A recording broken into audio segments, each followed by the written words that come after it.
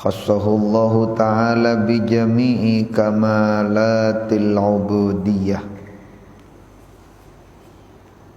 Sallallahu wa sallama ala sayyidina Muhammadin alladhi mala'a qalbahu min jalalihil a'la wa aynahu min jamalihil asna fasara masruran mansura wa ala alihi wa ashabihi wassalikina ala nahjihi fanalu khairan wafira.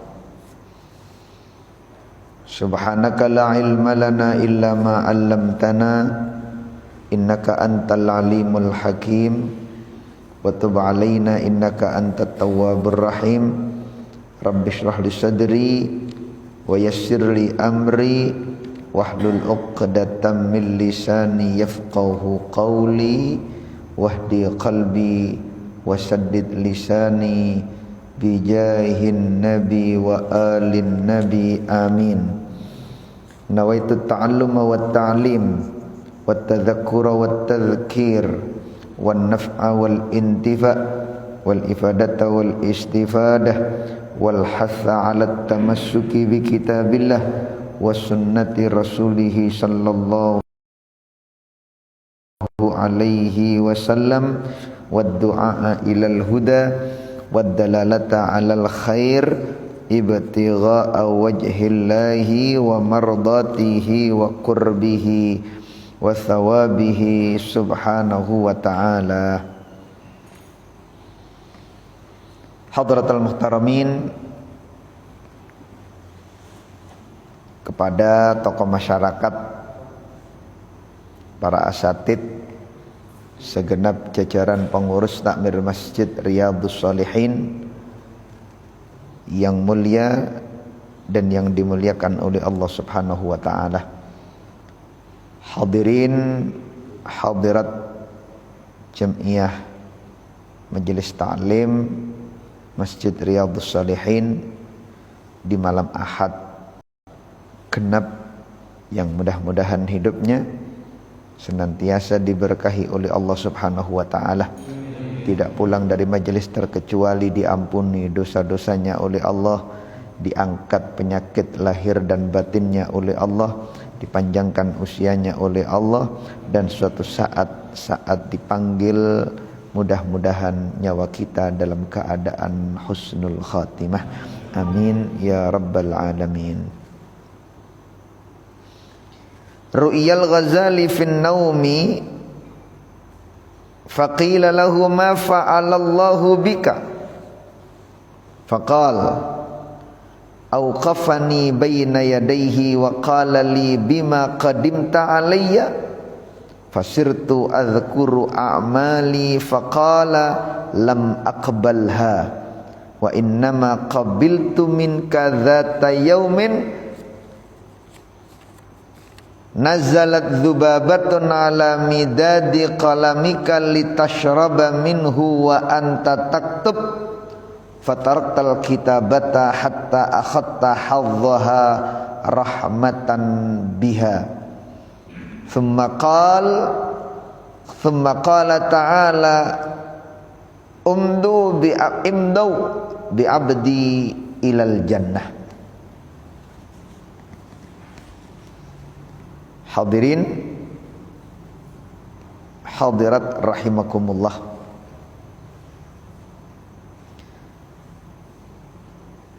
sebagai umat Islam perlu kita menyadari bahwasanya di dalam diri kita ini terdapat dua komponen yang sangat penting, di mana kedua komponen ini menuntut kita untuk memenuhi kebutuhan daripada dua komponen tersebut. Artinya, saat kita hidup di dunia tertuntut untuk memenuhi kebutuhan daripada dua komponen ini.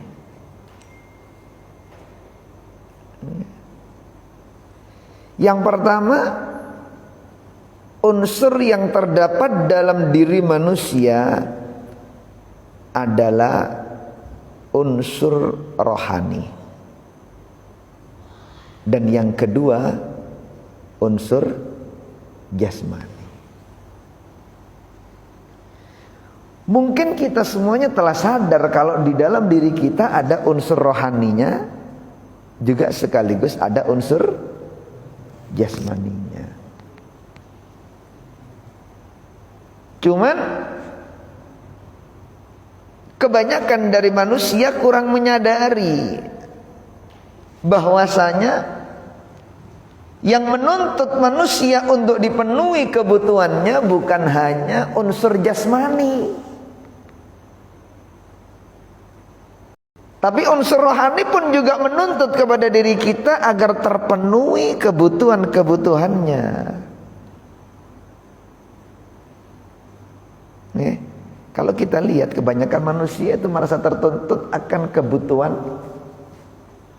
jasmaninya, sehingga memandang sebelah terhadap kebutuhan rohaninya.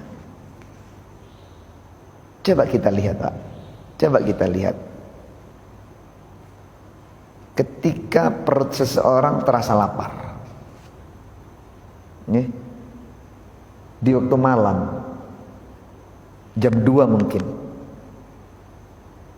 mau tidur gak bisa, padahal keesokan harinya harus kerja, mungkin berangkat jam 6,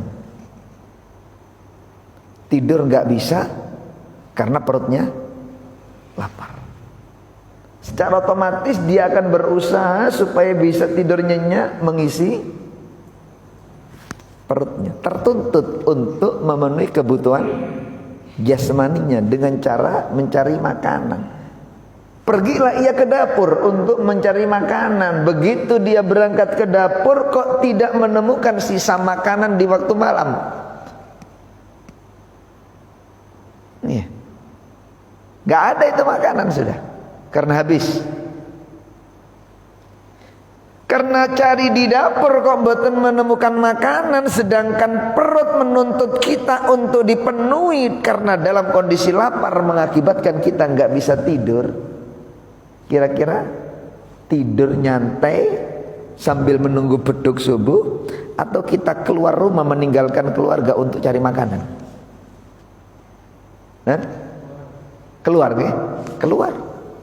Nah, apa? Besok kita harus kerja. Kalau dari jam 12 kita nggak bisa tidur, bagaimana besoknya kita harus tertuntut kerja? Otomatis kita harus tidur saat ini. Mau tidur, repotnya kita nggak bisa tidur. Masalahnya perut kosong. Akhirnya mau ndak mau kita keluar mencari makanan. Istri kita tinggalkan di rumah, anak kita tinggalkan di rumah. Kita keluar, kita kunci rumahnya untuk cari makanan. Hanya untuk memenuhi kebutuhan tuntutan perut kita. Setelah kita menemukan makanan, kita keluar, kita pulang untuk tidur.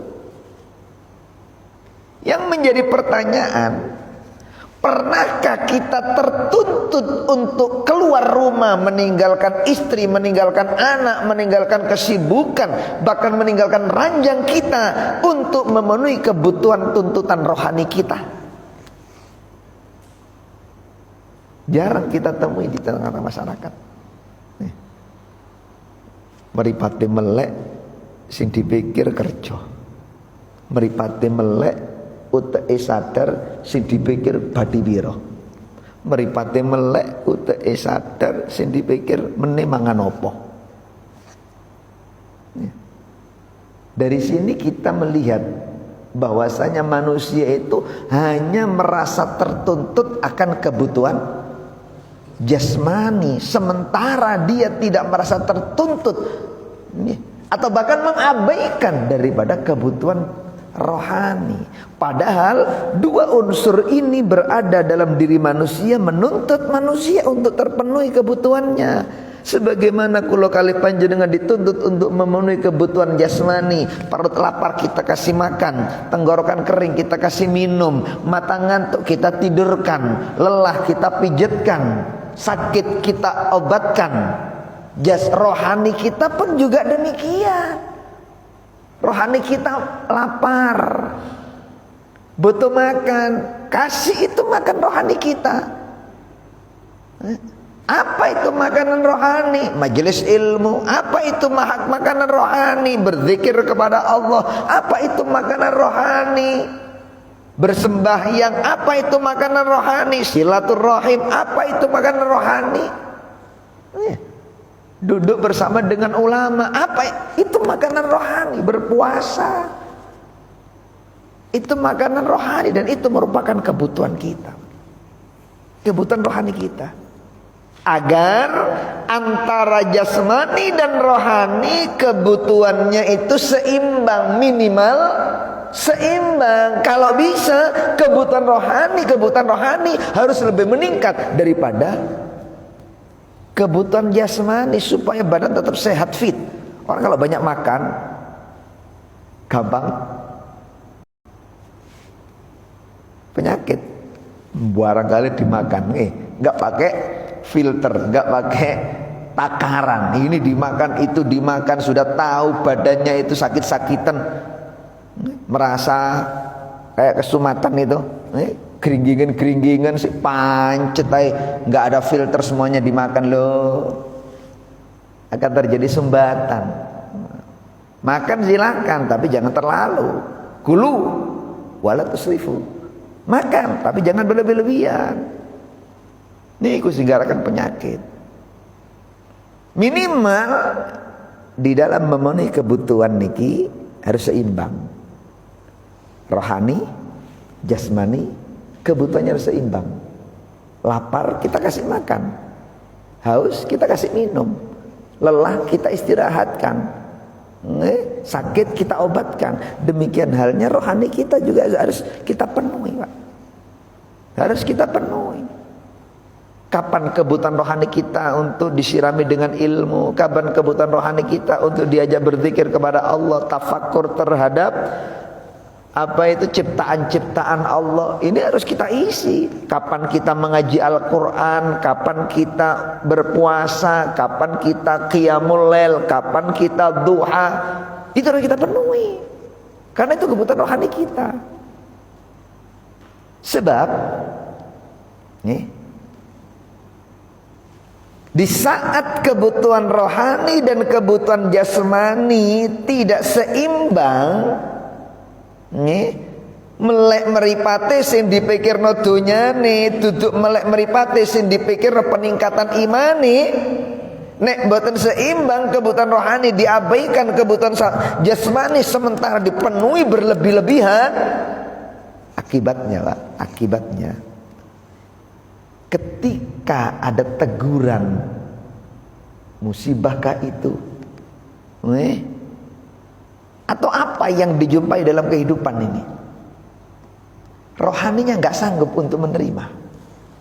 Rohani tidak sanggup untuk menerima ujian, tidak sanggup untuk menerima bala, musibah yang Allah turunkan menimpa kepada dirinya, nggak sanggup. Mengapa? Rohaninya karena nggak terpenuhi, lemah. Sehingga ketika rohani ini lemah sebab nggak terpenuhi gizi dan kebutuhannya, menanggapi musibah, menanggapi ujian, menanggapi bala, nggak sanggup. Kalau sudah terjadi nggak sanggup dalam menyikapi musibah, menanggapi ujian, terjadilah stres, terjadilah bingung, terjadilah galau. Terjadi apa yang terjadi? Itu faktor. Ketika ada orang Islam sekalipun, apalagi orang non-Muslim, kalau memang dia itu nggak sanggup menghadapi fenomena kehidupan, nggak sanggup menghadapi sapaan dari Allah berupa bala atau musibah, teguran dari Allah berupa bala ataupun musibah, nek boten sanggup, itu faktor pertamanya karena kurang terpenuhi kebutuhan rohaninya, sehingga rohaninya itu lemah. Kalau rohaninya lemah, nggak siap untuk menanggapi ujian ini, musibah, nggak siap.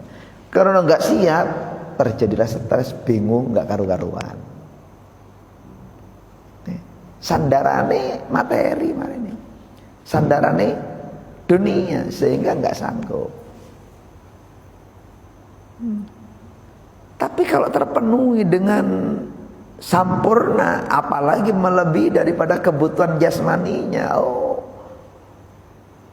ketenangan akan dirasakan. Bukan hidup tanpa ujian, bukan hidup tanpa musibah. Musibah ada, ujian ada, tapi hatinya itu tenang. Mengapa? Punya keyakinan tidak akan terjadi sesuatu di permukaan bumi tanpa izin Allah. Saged ngomong ngeten dibarengi dengan keyakinan kalau memang kebutuhan rohaninya selalu terpenuhi. Nek mboten terpenuhi iso ngomong tok, Pak. Begitu kena ujian sumpah, kena ujian galau, kena ujian karat-karit, amburadul. Saat ini kalau kalian panjenengan dihadapkan dengan semuanya mungkin merasakan. Kita sumpah nama batan Pak. Kondisi kok ngeten iki jenengan. Nun? Sumpah Pak. Kalau berangkat niki sengaja kula semerap soalé. Serba enten penyekatan. Kula sengaja. Jadi kalau berangkat niki wau jam 4 punjul 10 menit. Jam 4 10 menit. Soalnya kalau berangkat jam setengah 5 jelas mboten nututi. Jam 4 10 menit. Si padang. Toto ngriki kait. Sesarangan kali Pak Fatur nih, kait toto adzan. Itu saya berangkat jam 4 10 menit. Karena tahu penyekatan. Sumpah Pak. Betul sakit ngerasakan, Masya Allah umat Islam kok diempit. Niki nek kapak mboten dibarengi dengan kokohnya keimanan, stres. Napa maneh dodole dalu. Dodole dalu. Begitu dodol dalu kena jam malam. Konangan gak cuma diobrak-obrak tapi diangkut sak rombong-rombongi. Napa mboten sumpah. Ya Allah, gak peduli mereka sing ngangkut-angkut wis gak mikir. Tuh kok faktornya karena apa? Karena iri apa karena apa? Mboten paham, wallahu a'lam. Kadang-kadang bukan polisi sing ngangkut niku. Napa nih? Nih, kan gini. Jadi tanpa pikir panjang pun. Gimana? Mungkin nek terus komentari tiang-tiang karena enggak dari kalangan masyarakat yang tidak berpendidikan. Jadi ngedelno otot pokok angkut pokok ngotot terus ya Allah alam tapi. Sumpah pasakan. Badhe pinten dodolan cilok niku. Dapat untung berapa? Jualan bakso, nasi goreng dapat untung berapa? Modalnya mungkin kan 100. Mari ngoten buka. Karepe jadi kayak iso nedo. Lah nek betul dodolan.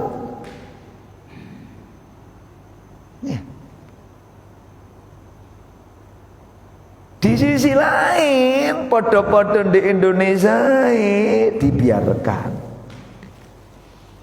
Kalau nggak ada rencang, Jakarta Timur, yang baik nge-share kondisi sing ngriko itu jam malam itu padang tetep mboten enten napa niki obrak-obrakan mboten enten jam malam. Ternyata mereka dari kalangan orang-orang luar sing mboten saged bahasa Jawa, sing mboten saged bahasa Indonesia, sing mboten saged bahasa Inggris. Sing dulu reklame nih kalau apa kok reklame kan nggih sing ditutup kali napa Gubernur Baswedan, Anies Baswedan. Nah, itu sebagian kan sudah berjalan, itu sudah ditempati, nggak ada obrak-obrakan. Pribumi podo kulite podo bahasai kerenge. Ya. Cuma gara-gara ngeten dikongkon nangkep. Ya, boleh irunge ketok ngeten niki. Sepeda motoran irunge ketok ngeten niki lah. Maskeran irung ketok. Sitae. Sing ngomong sih ngeten ngene mau. Nek ana mboten. Kan seakan ngeten niki. Seakan. Lah niki nek kapak imae melemah, stres. Bingung. Kate bingung gak ada jalan keluar. Lah kate nyambut gawe iso nyambut gawe cuma ngene. Ya, tapi ditutup. Ya napa mboten stres? Ya. Terjadinya stres ngapunten. Terjadinya stres karena kurang terpenuhi kebutuhan rohaninya. Nih. Maka ketika kula kali panjenengan terpenuhi kebutuhan rohaninya, ngedepi napa mawon enggak ada. Corona, Pak. Napa? Bukan melecehkan, bukan meremehkan, tidak. Karena punya sandaran yang kokoh. Alah, nek kapak pancen Allah nakdir. Soalnya prinsip kita sebagai umat Islam, cara kita menyikapi, nek sampai di jero, ojo metu. Dikit zona merah. Nek sama ndek jopo ojo mlebu. Itu kalau zona merah. Itu artinya apa? Yang ada di dalam enggak perlu panik. Masih ya ono ndek jero nek Gusti Allah gak nakdir gak bakal kena. Lah sing ndek jopo ojo sombong, nantang, mlebu-mlebu nek apa bukan, enggak seperti itu. Sing ndek jopo mboten asal memaksakan diri, sombong, sing di luar enggak usah terlalu panik. Itu sih. Lah iki betul apa? Lan apa sampean bingung-bingung bisa. Alhamdulillah Sidoarjo niki diperkenankan ada izin dari bupati. Ada izin dari bupati membuka memenuhi masjid, ada izin. Saudara-saudara kita sini Pasuruan tutup. Masjid tidak diizinkan untuk dibuka. Enggak ada itu peringat apa itu pelaksanaan sholat hari raya Idul Adha, tidak ada.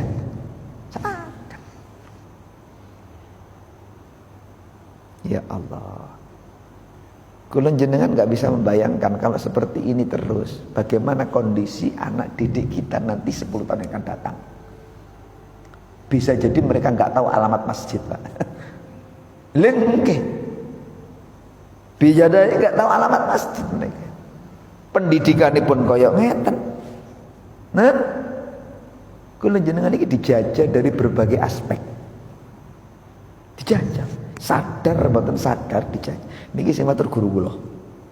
Sing matur guru kula. Kita dijajah dari segala aspek. Ekonomi kita dijajah, sudah dikuasai. Nih, budaya. Nih, budaya salaman pun buat mata enten nanti gimana? Takut. Takut salaman, takut budaya salaman buat mata enten. Apa meneh kelambi. Meskipun orang Islam sendiri kadang-kadang pakainya tidak Islami. Budaya. Alasan perkembangan zaman. Sak punya ini warna tadi. Budaya kita diserang. Pertama ekonomi, budaya, pendidikan. Dan ini pertanyaan kebangsaan, milih Pancasila apa milih Al-Quran? Padahal Pancasila sumbernya dari Al-Quran. Lah nek pertanyaan kayak ngoten, engko nek milih Al-Quran sing bener jare orang enggak Pancasilais. Enggak cinta NKRI. Lah kalau milih Pancasila, masa Al-Quran kita korbankan? Kan dadi nopo? Itu pertanyaan mulai muncul juga. Dijajah.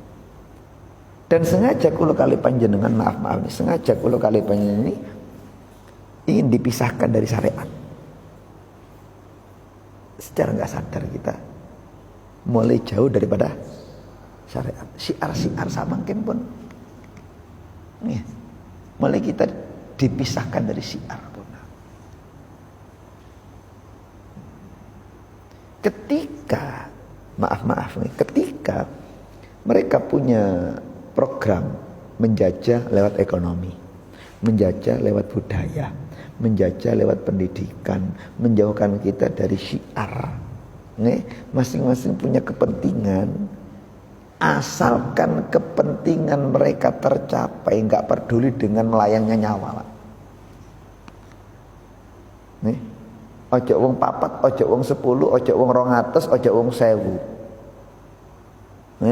Kabeh mati kabeh. Asalkan targetnya tercapai, nggak peduli. Jadi nggak ada harganya. Mboten enten rego. Dijajah. Sampai guru kula matur, kalau wabah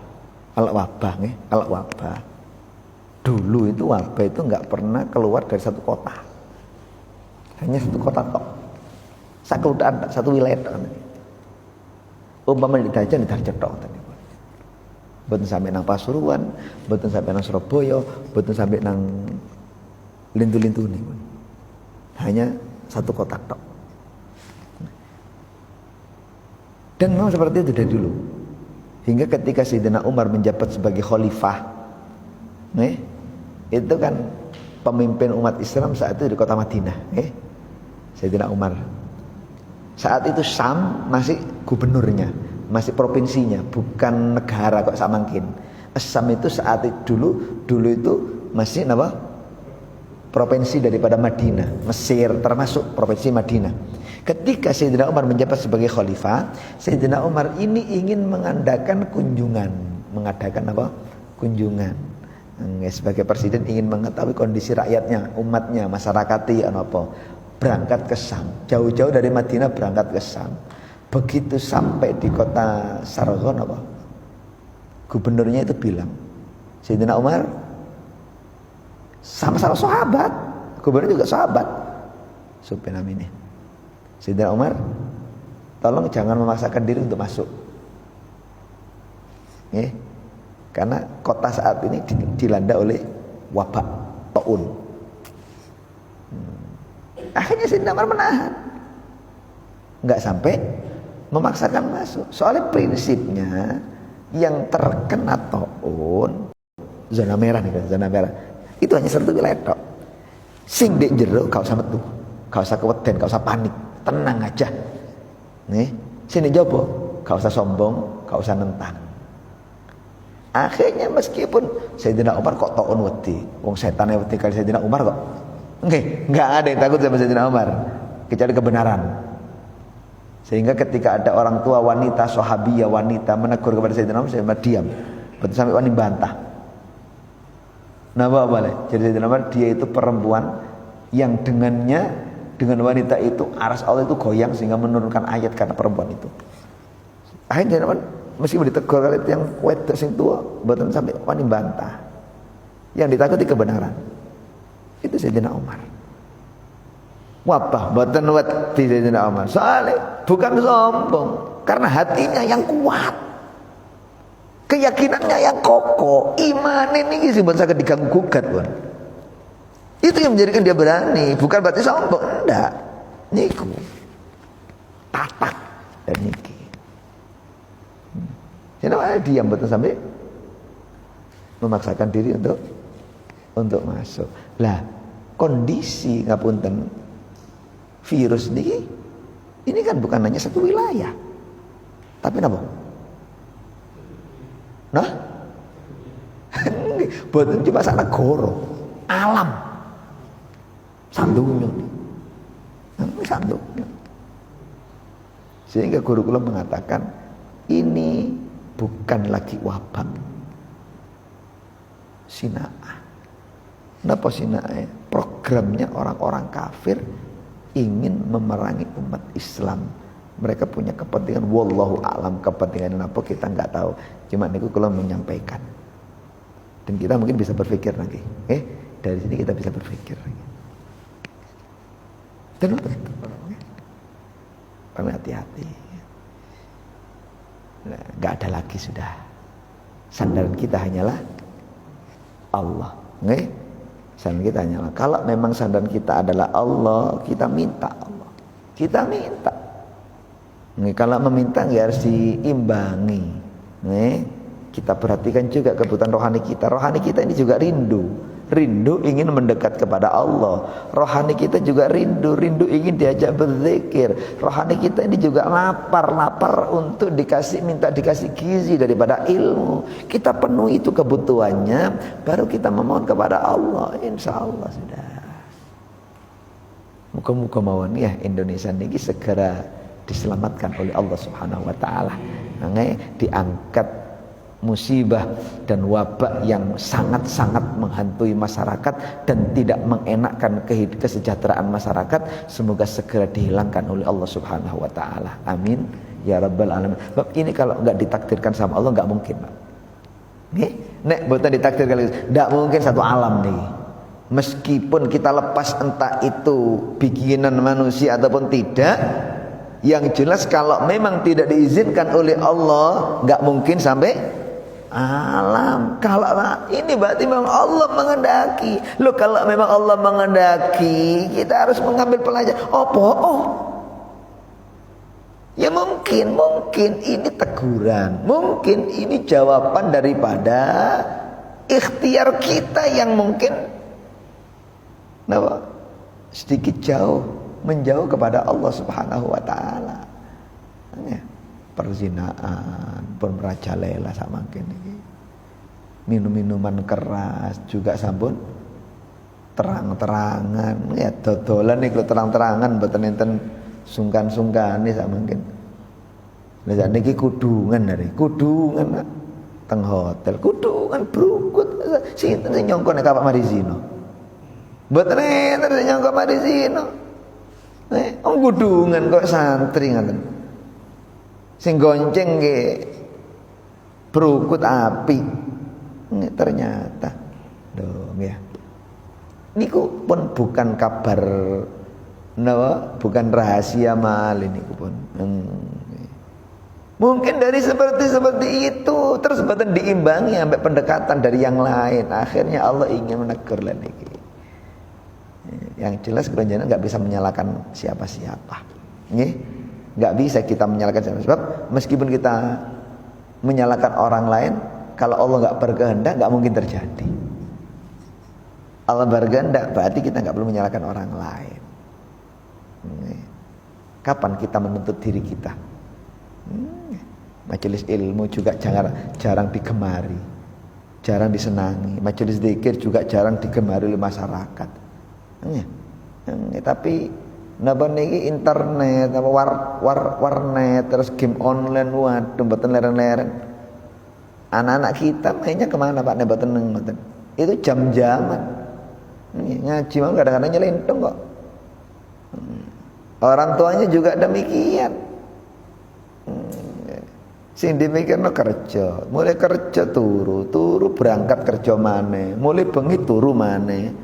Mek ngoten tok niku wis. Cukup dikisangun urip wonten niku. Kapan kita memikirkan rohani kita? Lah ya. Lah niku. Itu.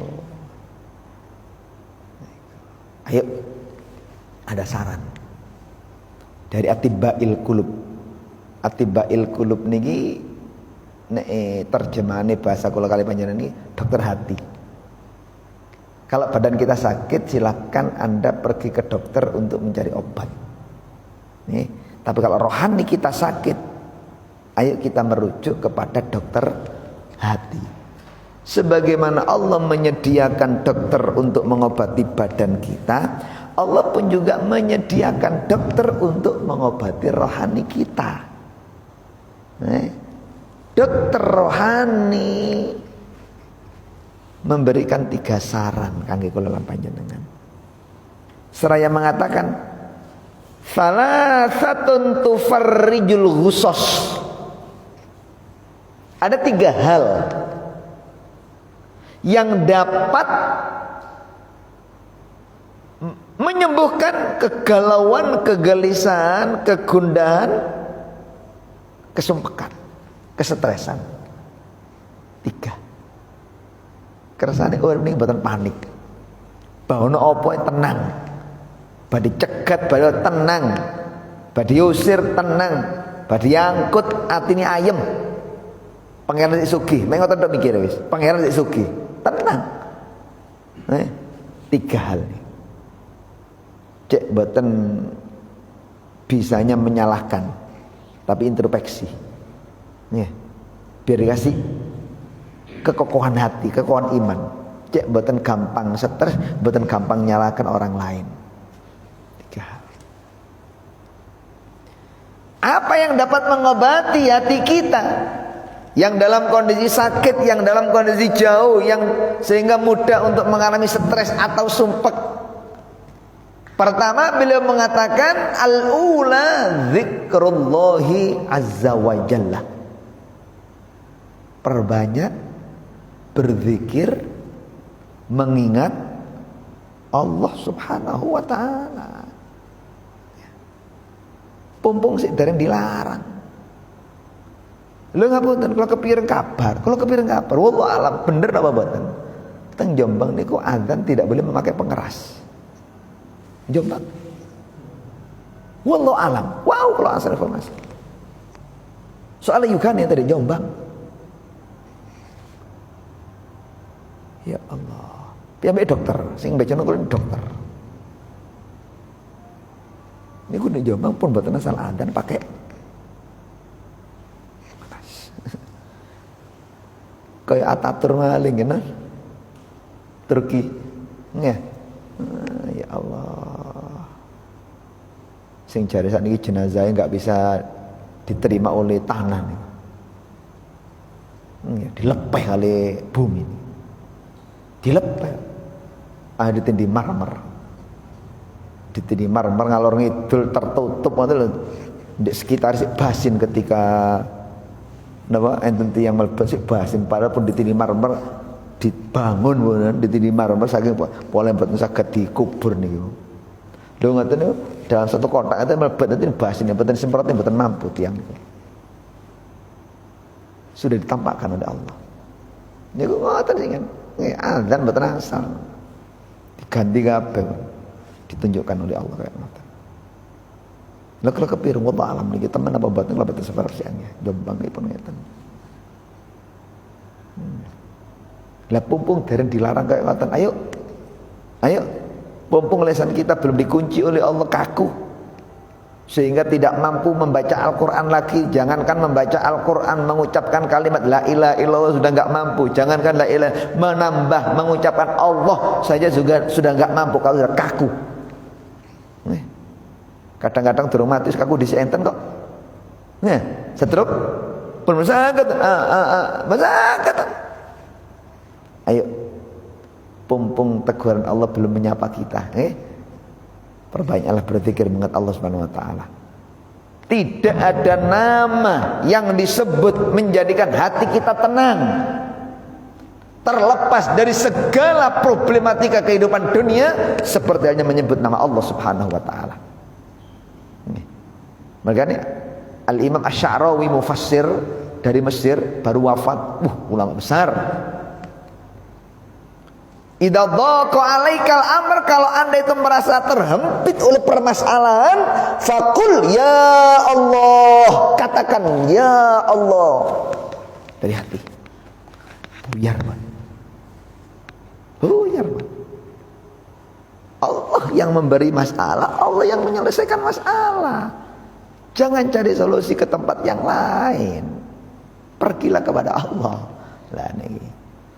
Makanya betul apa kata dokter hati. Obat yang dapat menyembuhkan kegalauan hati kita, kesumpekan hati kita, kesetresan hati kita, kegelapan hati kita, pertama adalah berzikir mengingat Allah Subhanahu wa taala. Mboten enten pun sing mengalahkan niki. Lah niki kan kebutuhan rohani. Berzikir kan juga kebutuhan rohani, jangan diabaikan. Kurang jelaskah Allah berfirman dalam Al-Quran, alladzina amanu wa tatma'innu qulubuhum bidzikrillah, ala bidzikrillahi tatma'innul Qulub.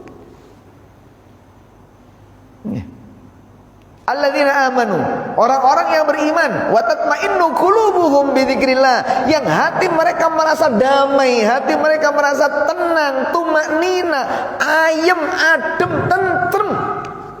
Gak ada itu kegalauan, kesumpakan menghadapi kehidupan, gak ada, tenang.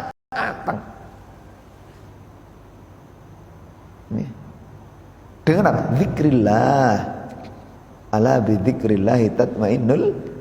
Ingat, hanya dengan berzikir kepada Allah hati ini bisa tenang. Nih, coba panjenengan tingali foto-foto nih ulama nih, Pak. Foto-foto ulama yang tingali. Nih, gak tahu ketok wajah sing sumpek nih. Selalu berseri-seri, wajah bersih, berseri-seri, didelok nyenengaken. Kita sumpek ndelok tek nomor seneng. Sudah seakan-akan menemukan solusi. Padahal cuma melihat wajahnya tok. Mengapa? Apakah mereka nggak pernah ada masalah? Masalah lebih besar daripada masalah kita. Tapi nopo kok tenang lah ini. Kadang-kadang kita nggak pernah sampai ke sana berpikirnya. Podo-podo menungsone, podo-podo ngeluwene, podo-podo butuh duit, podo-podo kadang ngeluh, kadang sakit untu, kadang tukaran mbek bojone sami. Tapi mengapa kelihatannya mereka itu kayak nggak ada masalah? Loh, ngapunten. Kebanyakan bojone kiai iki niku kawan-kawan, Pak. Saestu. Kereng-kereng. Lho nggih.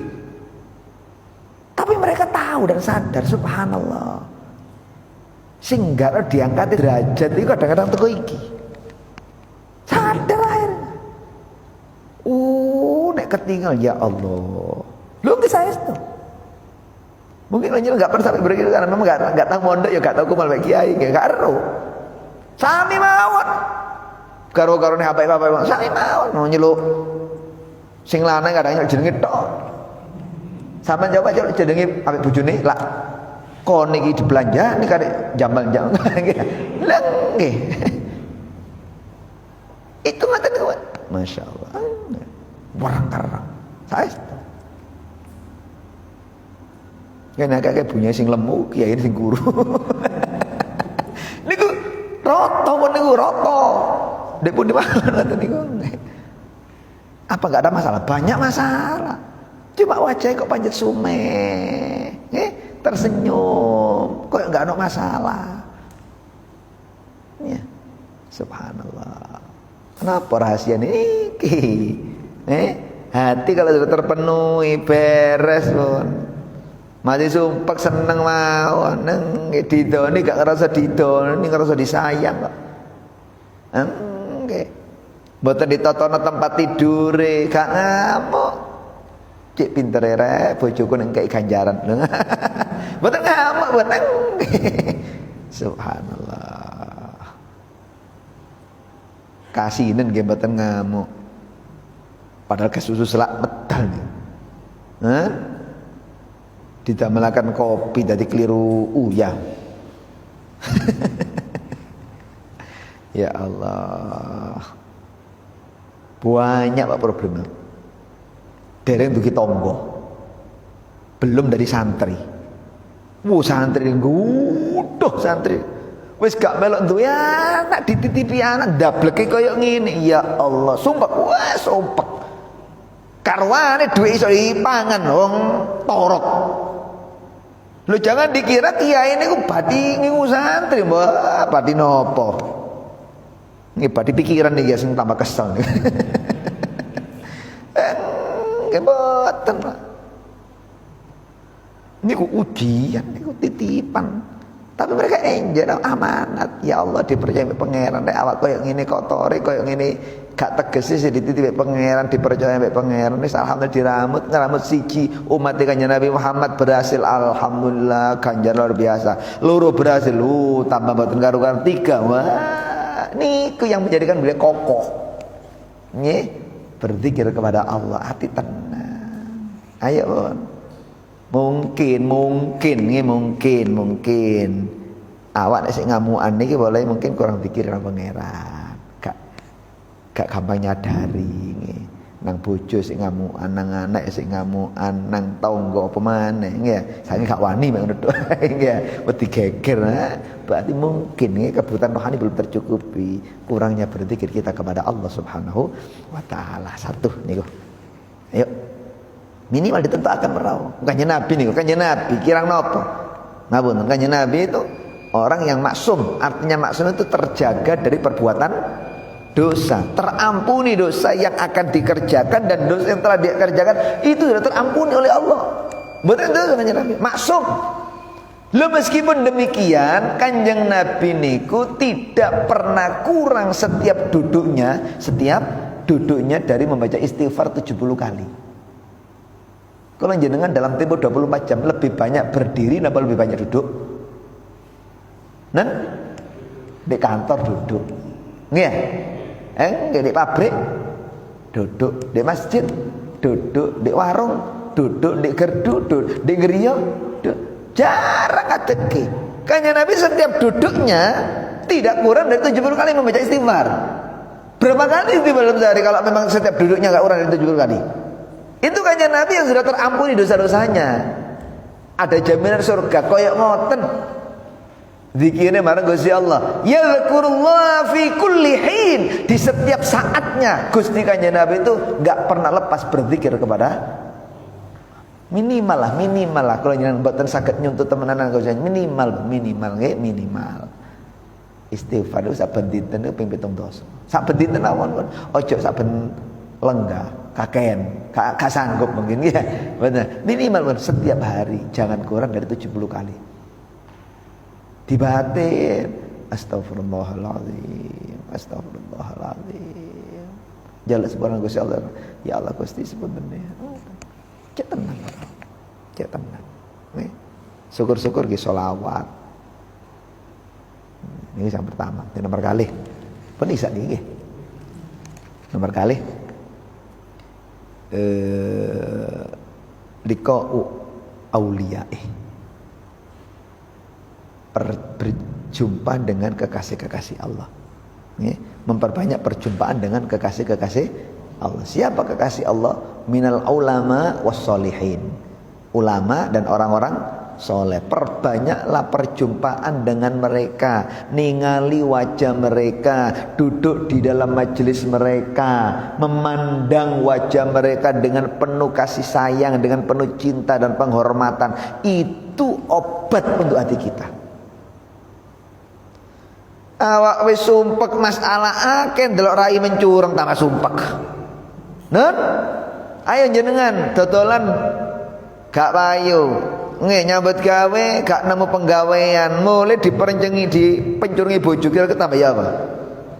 Stres ya, stroke. Elang nggih. Mergane perbanyaklah perjumpaan dengan kekasih-kekasih Allah. Hanya dengan melihat wajah mereka kita seakan-akan terlepas dari semua permasalahan kita. Subhanallah. Itulah hikmah dari Allah Subhanahu wa taala yang kita dapatkan.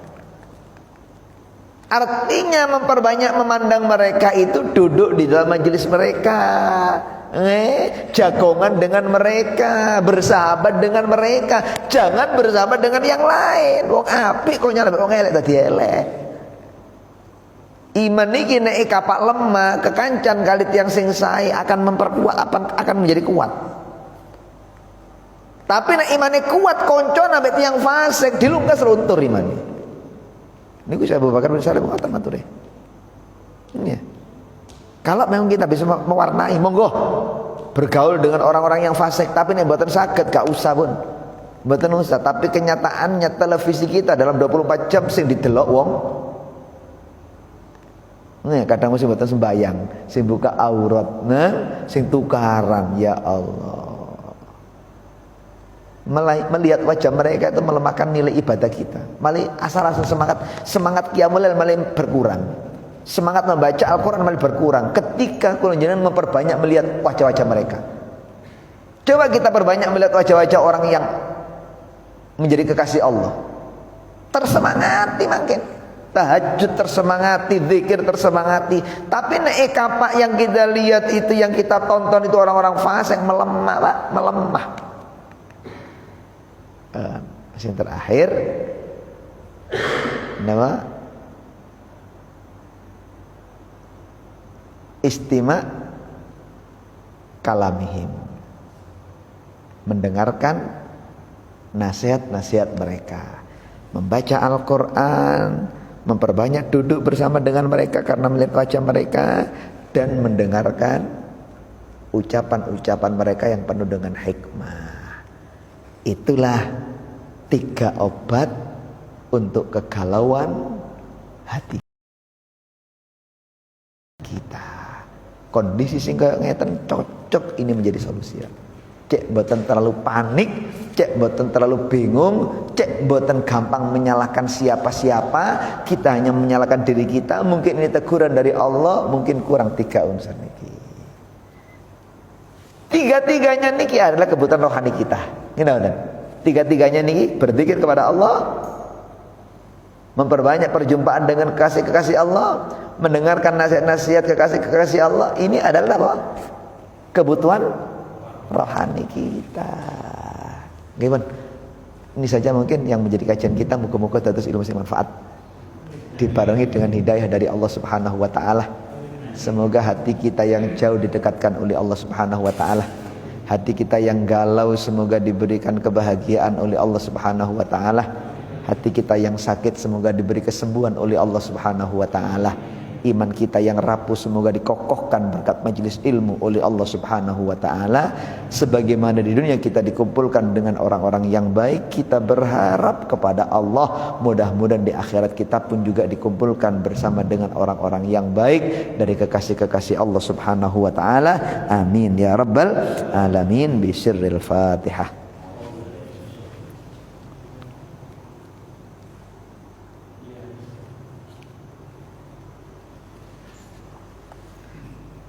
Para rawuh ingkang sangat kalau meliakan itu, mungkin kajian kita mungkin ada yang perlu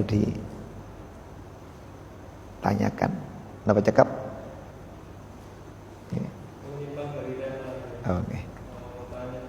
Caranya mensucikan najis di kasur ketika anak ngompol itu gimana? Kalau memang najisnya karena kencing, kita sangat kesulitan kalau kita siram dengan air, bisa menjadi rusak nanti kasurnya. Sama dengan HP najis, sedangkan kita membutuhkan HP untuk kepentingan apapun itu. Kadang-kadang kita lupa masuk dalam saku, akhirnya kita sholat membawa HP yang najis, otomatis sholat kita tidak sah karena dianggap membawa najis. Kita pun juga kadang-kadang zikirnya di atas ranjang, sedangkan ranjang kita dalam kondisi, kalau kita bisa menghindar, umpamanya sing kenging najis yang tengah, kita bisa menghindar di tepinya, kita bisa berzikir di situ, di depannya kita bisa berzikir di situ. Kalau memang nggak bisa menghindar, kita ikut pendapat daripada Imam Abu Hanifah. Jangan apa pendapat Imam Abu Hanifah? Itu yang najis kita jemur sampai panasnya itu kuat, terus kita hembuskan dengan angin, terkena angin atau terkena sengatan matahari, selama sudah enggak ada baunya, Imam Abu Hanifah itu bisa dianggap suci. Cara mensucikan menurut beliau tidak hanya disiram dengan air, tapi bisa juga dengan dipanaskan di bawah terik matahari, sekiranya dapat menghilangkan bau. Jelas nih? Tidak mungkin. Wah, baik. Oh, nggak bisa. Betul. Nah, bisa. Bisa, tidak apa-apa. Oke, asalkan spray dan kaki panjenengan tidak basah. Kalau kaki panjenengan basah, kemudian dikasih spray, maka ketika menginjak kepada yang najis, menjadi najis semuanya. Oke. Jadi kalau memang spraynya kering, jenengan kondisi kering, tidak apa-apa, suci sore sih tidak apa-apa, meskipun di bawahnya ada najis kencing, tapi kan sudah kering, tidak apa-apa. Kalau dibungkus sudah tidak apa-apa.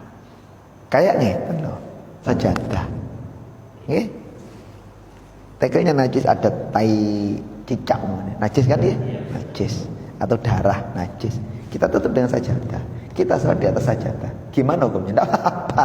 Yang kita injak kan suci. Di bawahnya kan yang najis. Selama yang najis ini kering, nggak membahayakan sajadah kita.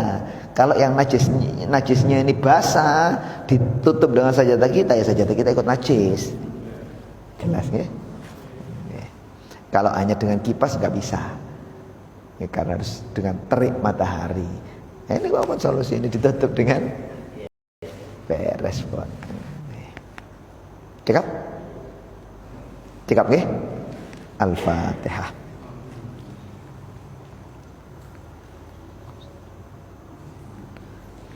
Bismillahirrahmanirrahim. Alhamdulillahirabbil alamin hamdan yafi ni'amahu yukafi mazidah. Ya Rabbana lakal hamdu kama yanbaghi li jalali wajhika wa li 'azimi sultanik. Allahumma shalli wa sallim ala sayyidina Muhammad wa ala alihi wa sahbihi ajma'in. Ya Allah, wahai Zat yang mendengarkan daripada panjatan doa hambanya, saat ini kami berkumpul di tempat yang mulia, salah satu rumah-Mu. Tidak ada lain faktor yang mendorong kami terkecuali hanya ingin mendapatkan keridhaan-Mu. Maka kami berharap kepada-Mu, ridhoilah langkah-langkah kami, ridhoilah kehidupan kami ya Allah. Selama Engkau ridho terhadap kebutuhan kami, semuanya akan kecil bagi kami ya Allah. Ya Allah, jangan pulangkan kami dari majelis. Jangan Kau pulangkan kami dari majelis terkecuali Kau ampuni dosa-dosa kami, terkecuali telah Kau terima taubat kami, terkecuali telah Kau jawab kebutuhan-kebutuhan hajat kami, hajat dunia, hajat akhirat, semuanya Kau jawab sebelum Kau pulangkan kami dari majelis ini. Ya Allah, iringilah perjalanan hidup kami dengan hidayah dan keridhaan-Mu. Bimbinglah kami di jalan-jalan kekasih-kekasih-Mu. Jangan Kau jauhkan kami dari mereka di dunia. Jangan Kau jauhkan pula kami dari mereka di dalam kehidupan akhirat kelak. Ya Rabbu ya Rahim ya Arhamar Rahimin. Angkatlah musibah yang saat ini menghantui kehidupan masyarakat ya Rabb, supaya umat Islam bisa beribadah kepada-Mu dengan tenang, bisa mengagungkan syiar-Mu dengan penuh bahagia. Apalah arti hari raya kalau memang mereka tidak bisa tersenyum karena tidak ada makanan yang bisa dimakan oleh mereka ya Allah. Ya Allah, berikan solusi yang terbaik untuk umat Islam di seluruh dunia, khususnya umat Islam yang ada di Indonesia ya Allah. Berikan solusi yang terbaik untuk mereka ya Allah. Semua permasalahan kehidupan mereka, berilah jalan keluar yang terbaik ya Allah. Bimbing dengan hidayah-Mu yang jauh, berkat yang baik dekatkan kepada-Mu ya Allah. Ampuni dosa-dosa mereka ya Allah. Terimalah taubat mereka ya Allah. Ya Allah, ya Allah. Kami, keluarga kami, anak-anak kami, selamatkan daripada fitnah-fitnah zaman ya Allah. Jangan sampai kami, anak kami, keluarga kami menjadi korban zaman ya Allah, sehingga kami jauh dari-Mu ya Allah. Ya Allah, Rabbana atina fid dunya hasanah wa fil akhirati hasanah wa qina adzabannar. Wa sallallahu ala sayyidina Muhammadin wa ala alihi wa sahbihi wasallam. Alhamdulillahi rabbil alamin. Kurang lebihnya mohon maaf. Hadanallahu wa iyyakum ila shiratal mustaqim. Assalamualaikum warahmatullahi wabarakatuh.